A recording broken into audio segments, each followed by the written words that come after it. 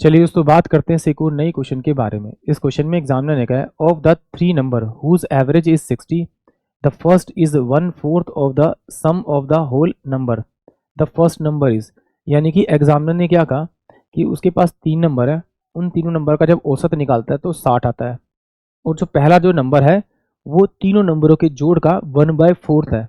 तो इस क्वेश्चन को हम दो तरीके से कर सकते हैं, एक तो हम ऑप्शन की मदद से कर सकते हैं और या फिर डायरेक्ट कर सकते हैं। कैसे? देखिए ऑप्शन की मदद से, अगर मैं इसका 1/4 था ना सम का, तो अगर इसे 4 से मल्टीप्लाई कर तो ये कितना आएगा, 120 आएगा।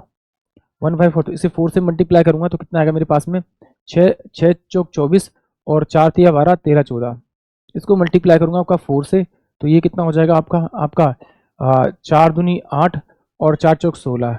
इसको 4 से मल्टीप्लाई करूंगा तो ये कितना आ जाएगा आपका 180 आ जाएगा, 180 आ जाएगा। और जो इसने औसत दे रखा था, यानी पहला नंबर, दूसरा नंबर और ये तीसरा नंबर दे रखा है, इन तीनों नंबरों का जो एवरेज दे रखा है 60 दे रखा है, यानी नंबर 3 है तो 3 से मल्टीप्लाई करूंगा तो किसके बराबर हो जाएगा, 180 के बराबर।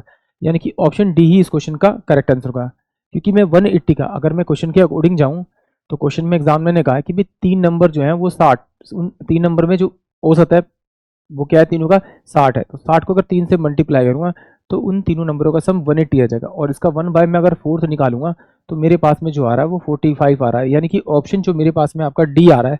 यानी कि सिंपल सी बात है, अगर मैं इन सबको 4 से मल्टीप्लाई करूंगा तो उनका वो जो जो नंबर आना चाहिए, वो सम आना चाहिए, वो 180 के बराबर आना चाहिए, और 180 के बराबर मुझे डी से मिल रहा है।